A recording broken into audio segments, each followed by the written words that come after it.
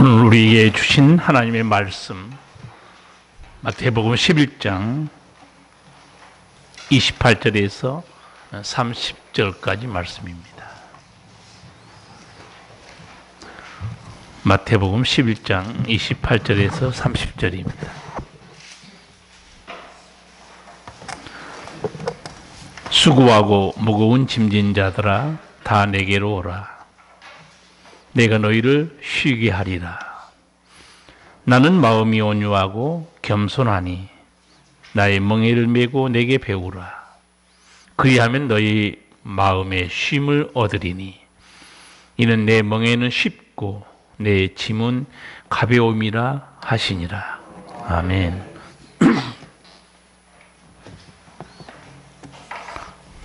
우주 공간에서 찍은 지구의 모습을 본 적이 있습니까?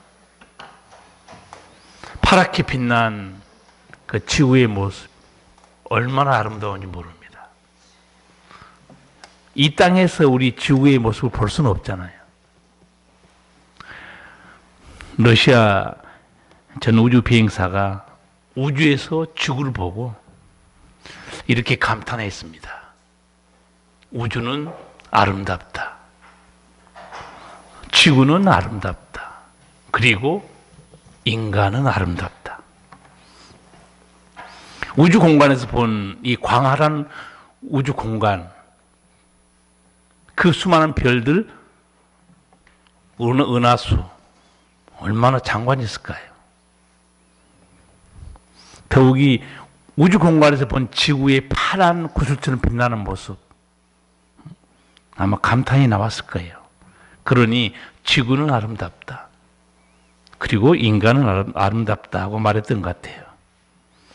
그런데 이 우주 비행사가 땅에 내려왔을 때 살인과 간음과 폭력이 난무하는 세상을 보고 그래도 감탄했을까요? 지구는 아름답다. 그리고 인간은 아름답다.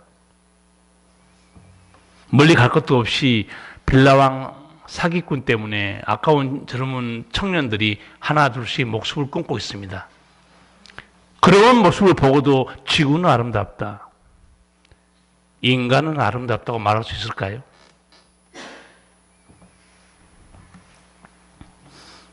우주에서 본 지구는 아름답고 빛나고 있지만 실상은 이 세상은 죄의 권세, 마귀 권세 때문에 신음하고 눈물 흘리고 아파하고 있습니다.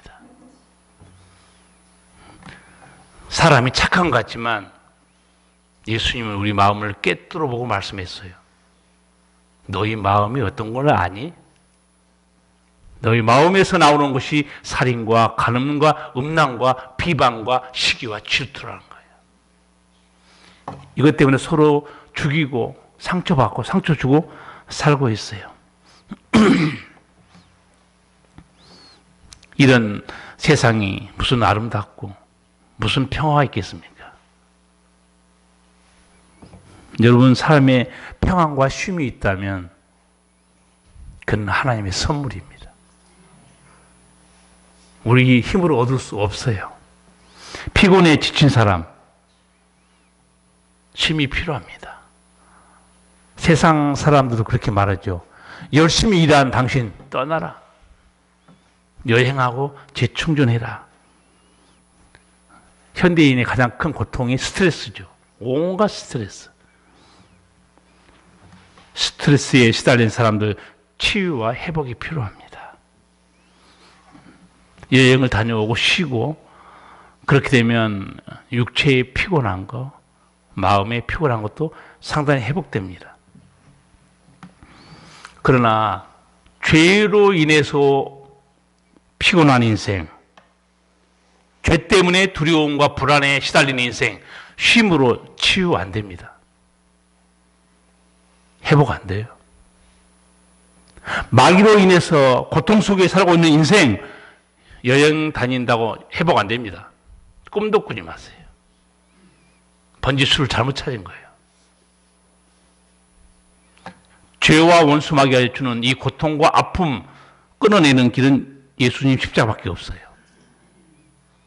다른 곳에는 구원과 쉼의 길이 없습니다. 사람은 여러분 올 때도 혼자 왔다가 갈 때도 혼자 갑니다. 저는 정호성 시인, 이분이 믿음 있는 사람인데 이분의 시를 종종 좋아하고 읽기도 해요. 지금 수선화 피는 철이잖아요.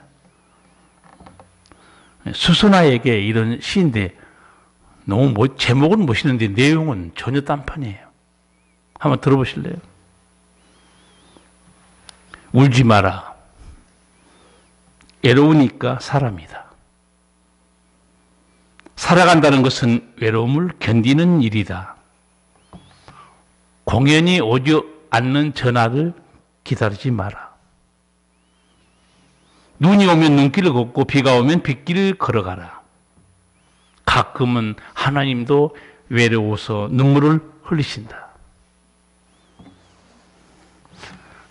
우리 모두 알고 보면 옆에 사람도 있고 가정도 있지만 남 모를 아픔과 고독과 외로움이 있습니다.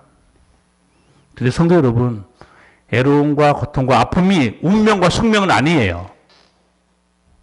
이게 그 좋으신 하나님을 떠난 대가입니다. 좋으신 아버지 하나님을 떠난 대가예요. 내 마음대로 살고 싶어서 하나님을 떠나버린 아담과 하와가 받은 너무너무 큰 처절한 고통과 아픔의 대가였어요. 슬픔과 눈물 속에 우울증으로 소망 없이 살아가는 사람들에게도 쉼과 평안이 있어요. 길이 있습니다. 예수님께로 가면 됩니다. 예수님 손을 잡으시면 돼요. 주님, 나를 구원해 주소서. 예수님은 어느 누구도 말할 수 없는 말씀 오늘 또 나와 있지만 수고하고 무거운 짐 때문에 고통받은 사람 있으면 다 내게로 오라고 그래요. 내가 너희를 쉬게 하리라. 세상 사람들은 진통제 같은 말로 위로받고 살아갑니다. 그 진통제 같은 말이 무슨 말인 줄 아세요? 이 또한 지나가리라. 여러분 진통제인 거 모르시죠? 이 또한 지나가리라. 이 고통 지나가고 슬픔도 지나간다는 거예요. 그리고 아픔과 눈물도 다 지나간다. 여러분 살아보니까 그렇습니까? 눈물이 지나간 다음에 다시 눈물 흘릴 일이 없습니까? 속지 마세요. 인생의 고비는 계속됩니다. 풍파는 계속 다가와요. 저는 어렸을 때 읽은 시조가 지금도 기억나요. 그때는 무슨 뜻인지 몰랐어요. 어려서 읽었으니까. 지금 딱 읽어보니까 대충 떠오르는데 마치 전도서에서 인생을 꿰뚫은 솔로몬의 지혜 같은 시조였어요. 대충 한번 읊어볼게요. 풍파에 놀란 사공 배파라 말을 사니.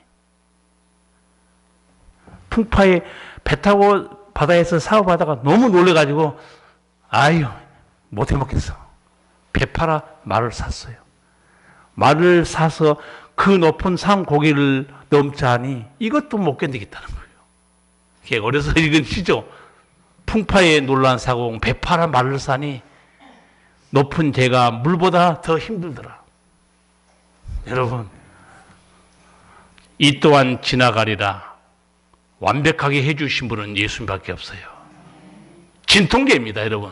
속고 있어요. 그리고 위로받고 있습니다. 왜? 다른 치료자가 없기 때문에 그렇습니다. 인생의 철학자요, 지혜자인 솔로몬. 오늘 인생에 대해서 몇 가지 말씀하는데 제가 한 세 군데만 말씀드릴게요. 인생을 어떻게 보고 있는가?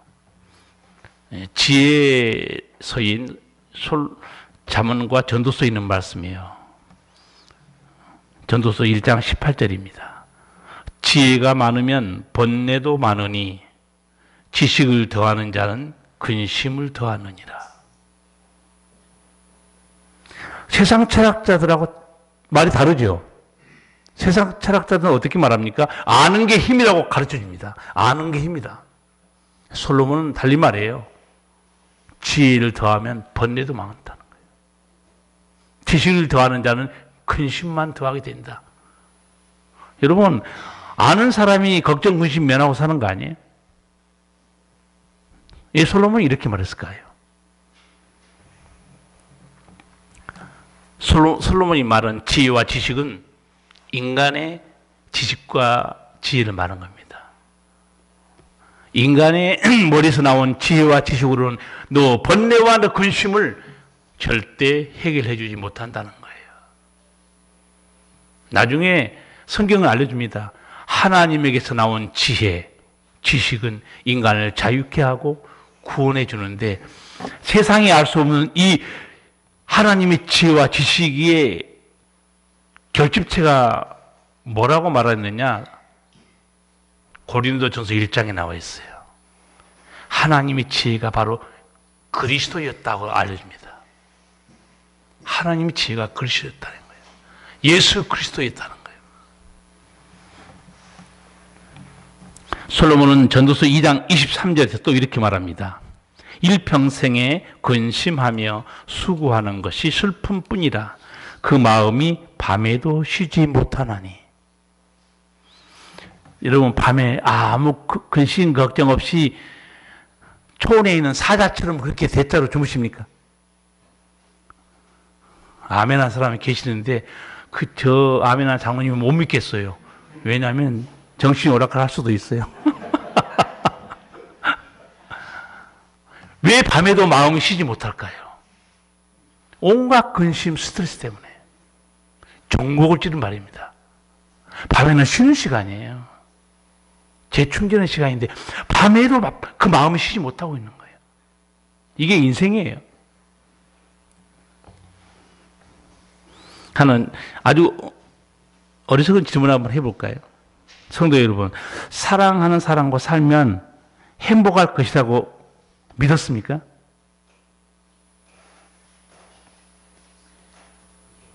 믿었어요? 근데 믿고 나는데 어떻게 됐어요? 지금 행복하십니까?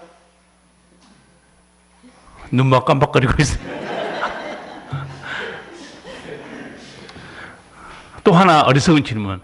자녀를 결혼시키면 얘 자식 농사가 끝났다. 그렇게 믿습니까? 아니요. 나오진 아니요.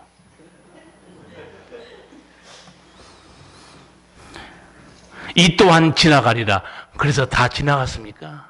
순진한 생각이에요. 착각입니다. 무지예요. 잠언 14장 13절 하나 더 소개할게요. 인생에 숨겨진 아픔을 팍 찌르는 말이에요. 웃을 때에도 마음에 슬픔이 있고 즐거움의 끝에도 근심이 있느니라. 정말 인간의 숨겨진 아픔을 헤집은 고통스러운 말씀이에요. 웃으면 웃음으로 끝나야 되는데 웃을 때도 마음에 슬픔이 있다는 거예요. 세상에서 그런 말 하죠. 야, 내가 웃는 게 아니야. 왜 사냐고 물으면 그냥 웃지요. 그런 시도 있죠. 솔로몬은 이렇게 그런 저 깊은 데를 어떻게 깨뚫어 봤는지 모르겠어요. 웃을 때도 마음에 슬픔이 있다는 거예요. 무슨 말일까요? 웃고 있지만 남 모르는 슬픔이 다 있다는 거예요. 저는 자신 있게 한 가지 말씀을 드릴 수 있는 게 있어요. 아무리 낯선 사람과 대화해도요, 진솔하게 5분만 대화하면 그 사람 인생사의 고통과 눈물이 다 배어나옵니다. 세상은 눈물 흘릴 일이 많은 곳이에요, 여러분. 똑바로 세상을 보셔야 돼요. 세상은 눈물 흘릴 일이 많은 곳입니다. 웃고 있지만 웃음 끝에도 슬픔이 배어나온 거예요. 그리고 솔로몬은 하나 더 말합니다. 즐거움 끝에도 근심이 있다고 그랬어요. 즐거우면 모든 근심 걱정이 사라져야 되는데 즐거움 끝에도 근심이 있느니라. 저는 이 말씀을 읽을 때마다 딱 떠오르는 게 결혼시킨 부모의 마음이에요. 결혼시켰어요. 얼마나 기쁘고 즐겁습니까? 그런데 근심이 있어요. 잘 살아야 할 텐데. 아무 탈이 없어야 할 텐데. 어떻게 솔로몬은 이렇게 인간의 전국을 찔러서 얘기합니다. 즐거움 끝에도 근심이 있느니라. 이 모든 것에 우리가 자유와 기쁨을 누리려면 우리 힘으로 살기는 역부족입니다. 우리를 부르신 주님께 나가야 돼요. 자, 제가 지혜자 솔로몬이 인간을 깨뜨려 보는 몇 가지 말씀을 드렸는데 솔로몬은 자기 지혜의 한계가 여기까지입니다. 인간에 대한 성찰, 거기서 끝나요. 더 이상 구원의 길을 우리에게 줄 수 없어요. 구원의 능력도 솔로몬에게는 없습니다. 그러나 정말 인생을 깨트려보는 지혜자요, 철학자였어요. 성도 여러분, 그래서 일반 종교를 어떻게 표현한 줄 아세요? 하나님 없는 모든 종교는 사상과 가르침을 줄 뿐이다, 그렇게 말해요. 유교, 불교, 그들이 가르침과 사상을 남길 뿐이에요. 오늘 예수님처럼 짐을 쥐고 있냐, 내게로 와라, 내가 쉬게 해주겠다. 능력 없어요. 성경은 사상과 가르침만 주는 책이 아니에요. 살리는 능력이 있고 치유하는 권세가 있습니다. 왜냐? 우리를 지으신 아버지가 전능하신 하나님이기 때문에. 웃을 때에도 마음에 슬픔이 있고 즐거움 끝에도 근심이 있는 인생. 그 마음이 밤에도 쉬지 못하는 인생. 지혜와 지식을 더해도 번뇌와 근심만 더하게 하는 인생. 생로병사에 매여 있는 인생. 이 인생들 행해 예수님이 오늘 뭐라고 말씀해요? 정말 담비 같은 말씀이에요. 살리는 주의 음성이 우리에게 들려옵니다. 11장 28절을 같이 읽겠습니다. 수고하고 무거운 짐진 자들아 다 내게로 오라. 내가 너희를 쉬게 하리라. 아멘. 숨이 막힌 인생에게 산소 같은 말씀이에요. 너 무거운 짐을 지고 힘들어하니 내게 오라는 거예요. 그 마음이 밤에도 쉬지 못하는 인생에게 생명수 같은 말씀입니다. 여러분, 교회에 나와서 정말 이 은총을 누리고 싶으면요, 속된 말로 예수님 똑바로 믿어야 돼요. 교회 나온다고 다 이런 은총 누리는 거 아니에요. 정말로 내 죄를 회개하고 정말로 예수님을 내 구주로 모시고 말씀대로 살고 내 모든 악한 생각들 다 끊어내고, 이것이 보통 일이 아니에요, 여러분. 거저 주어진 거 아닙니다. 그런 체험한 성도들 지금 이 자리에 다 앉아 있어요. 주님, 저는 옛날에 가짜로 교회에 다녔어요. 가짜로 믿었어요. 우리 교회 별명, 제가 다른 교회 가서 얘기해요. 우리 명업교회는 어떤 교회인지 아니? 공업사 교회라고 그래요. 그러니까 공업사 옆에 있어요 그러더라고. 공업사 옆에 있는 게 아니고 우리 교회가 공업사라니까. 공업사가 어떤 일을 하는지 아시죠? 빵꾸난 자동차 바퀴 다 떼우고 고장난 엔진 다 고쳐주고 깨진 헤드라이트 다 고쳐주고 말씀과 성령의 능력이 망가진 인생들을 회복시키고 치유하고 새롭게 내보내는 교회가 명업교회입니다. 저는 일꾼이고 치유자는 우리 주 예수 그리스도 성령 하나님 우리 아버지입니다. 교회가 원래는 이런 곳이에요. 사람을 치유하고 회복하고 살리는 곳이 교회입니다. 교회에서 망가진 인생, 번뇌와 근심에 살아가는 불쌍한 인생이 치유받지 못하면 인간은 더 이상 치유받을 곳이 없습니다. 교회는 반드시 치유되고 회복됩니다. 왜냐하면 치유자인 예수님, 거듭나게 하는 성령이 계시기 때문에 그렇습니다. 100% 치유되고 100% 회복돼요.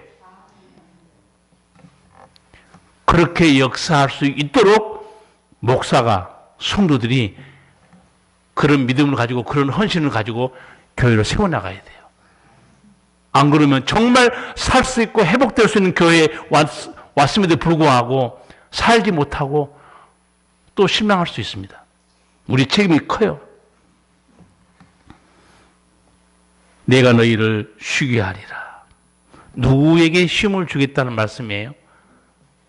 그래서 제가 전도서 말씀을 미리 말씀드린 거예요.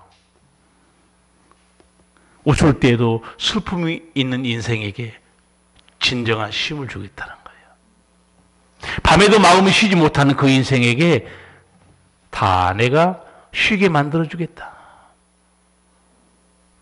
숨이 막히고 죽고 싶은 인생들에게 생명수 같은 말씀이에요. 우리 주님은 100%, 1000%, 만 프로 가능합니다. 불러도 근데 잘 안 와요. 온전히 주님 붙들고 나는 주님밖에 없습니다. 내 인생을 치유해 주세요. 그런 간절한 믿음의 결단들이 없기 때문에 역사가 안 일어날 수 있어요. 저는 하나님 말씀, 예수님의 일도 보고 이런 생각이 들더라고요. 고혈압보다 그 효능이 더 100배 완벽하다 그렇게 속으로 생각했어요. 여러분 고혈압 약 딱 먹잖아요. 그냥 떨어집니다. 100% 떨어져요. 안 듣습니까? 용량 조금 높이면 혈압 100% 내려갑니다. 예수 그리스도의 말씀 이보다 더 완벽하게 효능을 가지고 있습니다. 우리 지금 능력이 있어요. 즐거움 끝에도 근심 있는 인생을 치유하는 자가 누구냐? 예수님이에요. 저는 세상 노래 여전히 잘 듣고 있어요. 찬송도 부르지만. 세상 노래를 듣는 이유는 그 노래 속에 사람들의 슬픔과 아픔을 듣기 때문에 그렇습니다. 요새 유행되는 노래 여러분 알면 여러분 대단한 사람이고 모를 거예요. 그대가 답이다 그런 노래가 있더라고요. 들어봤어요? 여러분 너무 신령해서 찬송만 부르니까 모를 거예요. 근데 그 가사가 기가 막혀요. 만나는 사람도 우정도 나를 위로해 주었지만 결국 정답은 아니네. 뭘까? 내 인생, 나의 삶, 나의 꿈, 내 현실 무엇이 답일까? 노래 가사예요. 성도 여러분, 무엇이 인생의 답일까요? 답 찾으셨어요? 이제 뭐 자기 이제 깨달은 대로 말하겠죠. 뭐가 인생의 답일까요? 만나는 사람도 우정도 함께 살아본 식구도 친구도 답이 없어요. 당연하죠. 사람에게 무슨 정답이 있어요? 인생의 정답은 예수님입니다. 왜 그럴까요? 예, 예수님이 길이요, 진리요, 생명입니다. 이게 하나의 명제가 아니에요. 예수님은 모든 인생의 길이에요. 인생이 답을 찾고자 했던 모든 답이 예수님 말씀 안에 있습니다. 예수님이 진리예요. 율법에서 답을 찾으려고 했던 사람, 정말 대단한 지성인이요, 율법학자, 당대 최고의 학부에서 공부한 사람이 사도 바울이었어요. 사도 바울이 율법에서 답을 못 찾았어요. 그리고 어디서 답을 찾은 줄 아세요? 예수님에게서 답을 찾은 말씀이 바로 그 유명한 고린도후서 5장 17절이에요. 여러분 다 아시는 말씀이죠? 그런즉 누구든지 그리스도 안에 있으면 새로운 피조물이라. 이전 것은 지나갔으니 보라 새 것이 되었도다. 여러분 왜 예수 그리스도가 인생의 답일까요? 새로운 피조물로 만들어준 분이 예수님밖에 없기 때문에 그렇습니다. 새로운 피조물이 되잖아요. 거듭나서 하나님의 자녀가 되잖아요. 내가 궁금했던 모든 진리와 답이 다 나와요. 아, 이거였구나. 이거였구나. 예수 믿기 전에는 개똥철학에 빠져 있어도 답을 못 찾아요. 나는 어디서 왔다가 어디로 가는가? 나는 누구인가? 답을 없어요. 예수님 만나야 답이 나옵니다. 창조자를 만나야 답이 나와요. 새로운 피조물이 뭡니까? 마음을 새로 먹은 사람이 아니에요, 여러분. 존재의 완전한 영적 변화입니다. 성경에서 새로운 피조물 이 말은요, 실제로 우리 죽은 영혼이 살아나요. 기적 같은 일입니다. 그리고 이 새로운 피조물에 놀라운 은총이 하나가 있는데, 이전 것은 지나갔으니 이 은총이에요. 이전 것이 지나가요. 아까 여러분 세상에서 쓰는 진통제 이 또한 지나가리라 제가 말씀했죠. 그러나 그 고난과 아픔은 반복된다고 그랬죠. 예수님 안에서 지나갔으니 그 말은요 완벽하게 끝나버립니다. 무슨 말인가? 죄의 저주, 죄의 형벌 지나가고 다시는 성도에게 역사하지 못합니다. 차원이 달라요. 이전 것이 지나갔다는 것은 실로 어마어마한 은총입니다. 간단히 볼 말씀이 아니에요, 여러분. 고린도 후서 5장 17절에 어마어마한 내용을 담고 있습니다. 이전 것은 지나갔으니. 지옥으로 가고 있는 그 발걸음 이제 끝나버립니다. 다시는 지옥 가는 길이 내 앞에 없어요, 이제는. 세상에서 이 또한 지나가리라 차원이 다릅니다. 성경에서 말하는 이전 것은 지나간 거는. 솔로몬이 봤던 인생, 지혜와 지식만 더해도 근심과 번뇌가 사라지지 못했는데 예수님 안에 이제 사라지기 시작합니다. 밤에도 마음은 쉬지 못했는데 이제는 예수님 안에서 기도로 우리 주님께 다 맡깁니다. 내 근심 걱정이 사라지기 시작해요. 그래서 가장 담대한 신앙은요, 좀 속된 표현을 할 거예요. 가장 담대한 신앙, 속된 표현, 게세라 세라입니다. 무슨 말이에요? 될 대로 되라 그 말인데, 믿음 안에서 하나님이 하시고 싶은 대로 하십시오. 나는 죽기 맡깁니다. 최고 담대한 신앙이에요. 여러분이 붙들고 있으면 잘 될 것 같으세요? 착각하지 마세요. 주님께 맡기는 게 100번 놀라운 은총을 체험한 거 우리 많이 듣고 있습니다. 죄를 회개하고 주님께 돌아온 자들 이전 것은 지나가고 새로운 은총이 임하는데, 이 번뇌와 고통과 눈물, 이 주범이 누군지 아세요? 주범이 죄입니다. 그리고 마귀예요. 그걸 예수님께서 십자가에서 완벽하게 끝내버립니다. 다시는 성도를 지옥으로 못 끌고 갑니다. 죄도 원수 마귀도 우리를 끌고 갈 수 없어요. 왜? 우리가 아버지 자녀가 됐기 때문에. 여러분, 혹시 이 중에 오늘 또 예쁘게 옷 잘 입고 화장하고 앉아 있는데 마음에 예수님을 모시지 못한 사람 있습니까? 결단하시고 예수님 내 속에 들어와서 내 주인이 되세요. 한번 결단 내리시면 인생에 기적이 일어난 걸 체험할 겁니다. 기적이 일어나요. 주님은 살릴 수 있는 능력이 있기 때문에. 괜히 머리 굴리지 마세요. 신앙은 이해와 판단이 아니에요. 신앙은 결단입니다. 내가 주님을 모셔드려야지. 결단이 신앙이에요. 그때부터 주님이 역사하기 시작합니다. 내 안에 들어오셔야지 역사하죠. 호세아 선지자의 말씀 하나 소개할까요?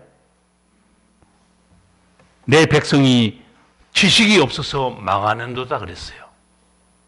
무슨 말일까요? 내 백성이 지식이 없어서 망하고 있다는 거예요. 하나님을 아는 지식이 없어서 망하고 있다는 거예요. 예수님을 아는 지식이 없는 인생은 망해가면서도 구원의 길을 모릅니다.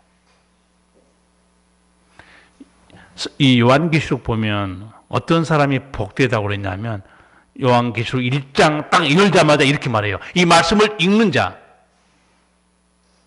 듣는 자, 그리고 그걸 행하는 자가 행복한 사람이라고 그랬어요. 여러분이 만약에 예배당에 안 나오고 예수 안 믿었다면 오늘 이런 말씀 여러분 들을 때가 세상에 아무 데도 없습니다. 세상에서는 하나님 말씀하는 곳이 없어요. 하나님은 이 구원의 복음을 교회에다 맡겨놨다고 그랬어요. 교회에다. 단지 가보세요. 학원 가보세요. 세상 사는 지식만 가르쳐줘요. 우리 가까운 지자체 가면 온갖 요새 많은 걸 가르쳐주죠. 별걸 다 가르쳐줍니다. 그러나 거기는 하나님을 아는 지식에 대해서 가르쳐주는 데가 아니에요. 컴퓨터도 배우고 뭣도 배우고 춤도 배우고 우리 교회도 춤을 가르쳐주는 선생님이 한 분 계세요. 열심히 배우세요. 몸의 건강을 위해서. 그러나 인생이 치유되고 회복되는 곳은 어디냐? 하나님이 교회의 말씀이 선포되는 곳입니다. 이런 우리에게 자유와 평안을 주신 예수님이 누구신가? 29절에 설명합니다. 예수님이 친히 29절 같이 읽겠습니다. 나는 마음이 온유하고 겸손하니 나의 멍에를 메고 내게 배우라. 그리하면 너희 마음이 쉼을 얻으리니. 아멘. 예수님이 나는 온유하고 겸손하다. 이렇게 말씀하시는 의도 혹시 여러분 그 의도 아십니까? 나는 마음이 온유하고 겸손한 자다. 왜 그렇게 말씀했을까요?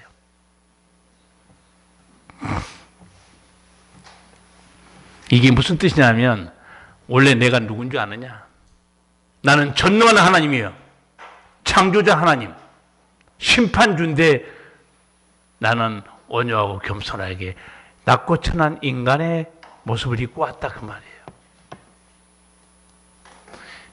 이 마음을 읽은 사람이 누구냐? 사도 바울이에요. 여러분 사도 바울이 이 예수님의 마음을 읽고 빌립보서 2장 5절 이하에 보면 거기 예수님에 대한 설명이 나와 있어요. 그는 근본 하나님의 본체시나. 예수님은 근본 하나님의 본체예요. 그런데 자기를 비워 종의 모습으로 이 땅에 오셨다는 거예요. 죽기까지, 십자가에 죽기까지 복종했다는 거예요. 사도 바울은 이제 정신 차리고 예수님을 제대로 봅니다. 예수님은 우리가 이해할지도 아마 몰라도 생각했을 거예요. 나는 마음이 온유하고 겸손한 자다. 내가 내 실체를 너희들이 아냐? 나는 전능한 하나님, 창조자 하나님이다 내가. 그런데 낮고 천한 인간의 모습을 입고 이 세상에 들어오신 거예요. 들어오신 정도가 아니죠. 사람들에게 환영받고 주님이 길이요 진리요 생명입니다. 그렇게 선포한 그리고 외친 사람들이 누구였어요? 없었어요. 다 예수님을 무시했습니다. 거역하고 듣지 않았어요. 예수님은 나는 온유하고 겸손한 자다. 그 말은 내가 전능하신 하나님은 창조자 하나님이다. 근데 너 인간의 모습으로 내가 내려온 거야. 그 예수님이 우리에게 쉼을 얻는 길에 대해서 말씀하죠. 어떻게 하면 쉼을 얻는 거죠?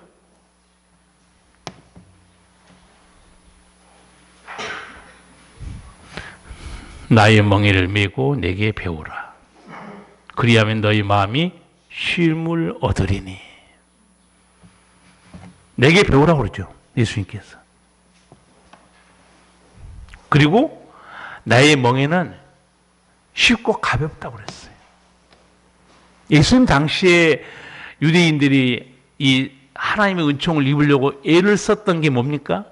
율법을 지키는 거였죠. 율법의 무거운 멍에예요. 여러분, 율법을 지키는 길에는 쉼이 없습니다. 거기는 새로운 피조물이 되는 길도 없어요. 그럼 왜 하나님께서 이런 율법을 주셨는가? 하나님 율법을 주신 이유가 뭐죠? 사도 바울이 다 설명해 놨어요. 로마서에. 죄를 깨닫게 하려고 줬다는 거예요. 죄를 깨닫으려고. 아, 우리는 안 되는구나.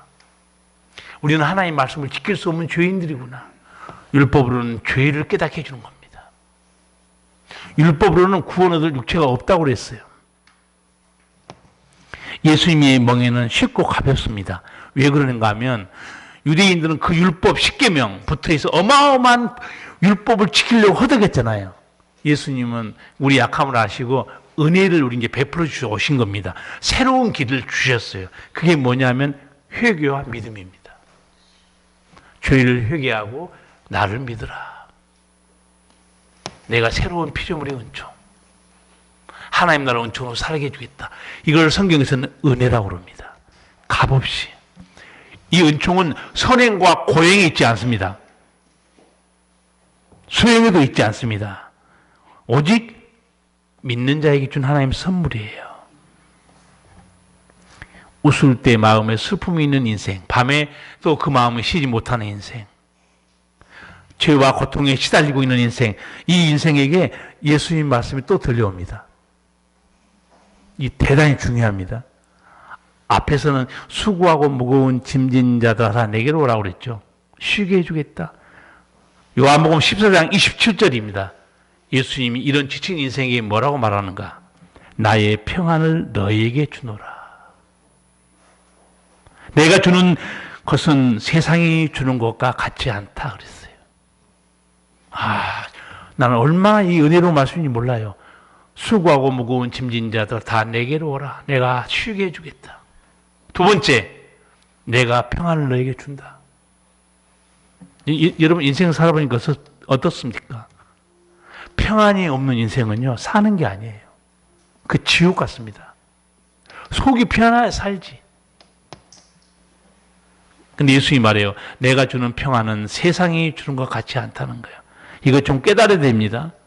평안이 두 가지가 있어요. 세상이 주는 평안, 예수님이 주시는 평안.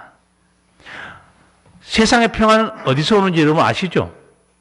어떨 때 여러분 평안합니까? 너무 뻔하잖아요. 돈이에요. 돈 많으면 평안해요.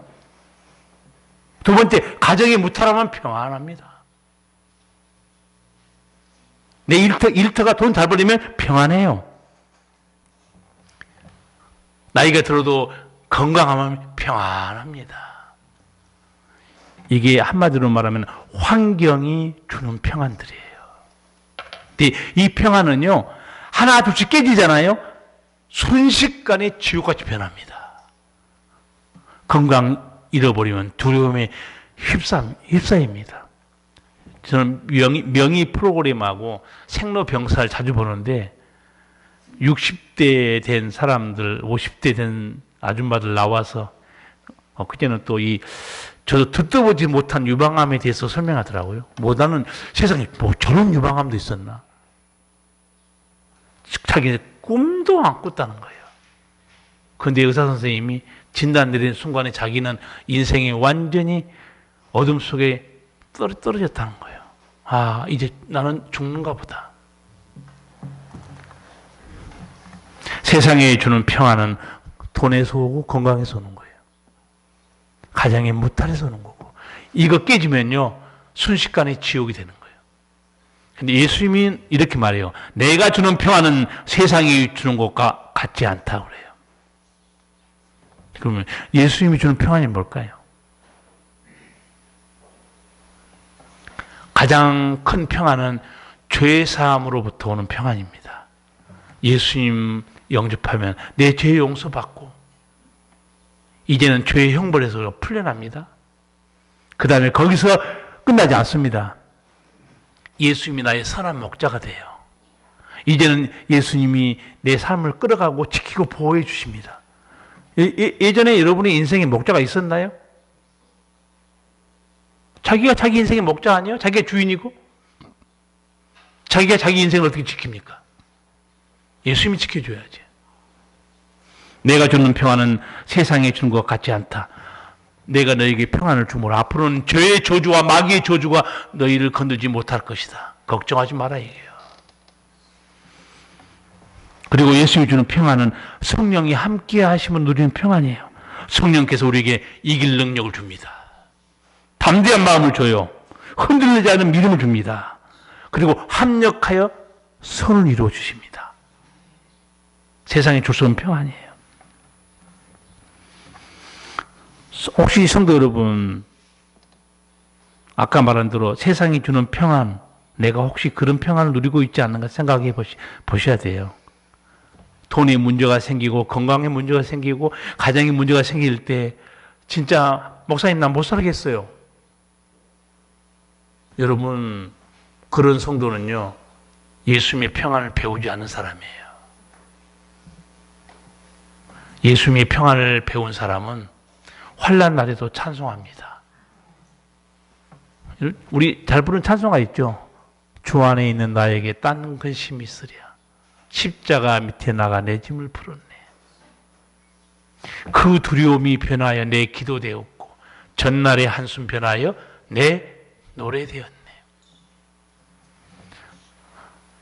어떤 환경에서도 어떤 상황에서 찬송을 부르고 믿음으로 승리한 사람들의 모습을 보고 싶습니까? 히브리서 11장에 있습니다. 믿음의 영웅들, 히브리서 11장에 빽빽히 기록되어 있어요. 믿음의 용사들. 그 믿음의 용사들에서 이렇게 평가합니다. 이런 사람들은 세상이 감당치 못할 사람들이라고 그래요. 절대 꺾이지 않는 믿음으로, 승리하는 믿음으로 끝까지 나갑니다. 예수님의 평안을 누리는 사람들이에요. 내 힘으로 살아온 인생, 그래서 넘어지고 주저앉을 때가 많죠. 이제부터 아직도 예수님 굳게 붙들지 못했으면 예수님이 붙으시기 바랍니다. 예수님은 우리에게 쉼을 주시려고 오셨고 평안을 주시려고 오셨어요. 그래서 제가 딱 두 가지 짚어준 겁니다. 마태복음 11장 28절, 요한복음 14장 27절. 내가 너희를 쉬게 하리라. 또 하나는 내가 너희에게 평안을 주노라. 어느 인간도 할 수 없는 일을 우리 주님은 우리에게 선물로 주신 거예요. 내 인생을 치료해 줄 자 아무도 없어요. 또 하나, 눈물을 흘리고 말할 수 없는 고통에 있는 내 마음에 들어올 자 한 명도 없습니다. 못 들어와요, 마음에. 잠언에 그런 말씀이 있어요. 내 기쁨도 슬픔도 어떤 타인이 들어와서 함께하지 못한다고 그랬어요. 그런데 예수님은 그 마음에 들어옵니다. 신비하지 않습니까? 사람들과 관계가 나쁘잖아요? 힘들잖아요? 마음은 딱 닫아버리면요, 옆에 아무리 지인 누가 말해도 안 들어와요. 주님만은 그 마음속에 들어갑니다. 왜 들어갈 수 있을까요? 예수님은 창조자입니다. 그 마음속에 예수님은 들어오세요. 그리고 우리를 위로해 주십니다. 그리고 말씀하세요. 이 주님이 우리에게 계시다는 거 너무너무 감사한 거 아닙니까? 성도 여러분 곁에 지금 누가 계세요? 제가 여러분에게 이런 설교도 한 적이 있어요. 동행이 두 가지가 있는데 보이는 동행이 있고 보이지 않는 동행이 있다고 그랬어요. 보이는 동행은 식구들입니다. 재물이고 건강이에요. 그러나 더 영원한 동행이 있습니다. 하나님이세요. 보이는 동행은 시간이 지나면 다 떠나갑니다. 홀로 남아요. 그러나 보이지 않는 영원한 나의 동행하신 아버지 하나님은 영원히 함께 계세요. 여러분 옆에 누가 계신가 잘 보세요. 나는 나에겐 하나님이 계셔. 저도 그런 체험을 한 적이 있어요. 이상하게 어렵게 대학을 졸업하고 늦은 나이에 정말 좋은 기업에 취직했는데 딱 어머님이 암으로, 지금 보니까 암 말기였어요. 몰랐던 거죠, 저도 잘. 그래도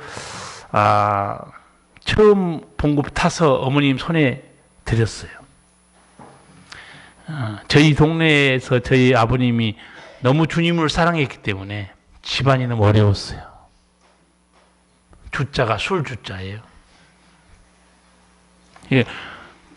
우리 동네에서 저희 집안이 가장 가난했고 엄마 아빠는 남의 집에서 일을 해야 됐고 가진 것은 아무것도 없었고 가장 항상 천대받고 무시당하고 살았어요. 그러다가 아들이 하나님의 은혜로 서울에 있는 좋은 대학에 들어갔는데 우리 엄마 아빠는 제가 들어간 대학이 얼마나 좋은 대학인지 몰라요. 그리고 어떤 친척은 나보고 사기꾼이라고 소문을 냈어요. 저놈이 중고등학교도 제대로 안 다니는데 무슨 서울에 있는 대학을 들어가. 저놈 서울 가더니 아주 얘 버렸다고.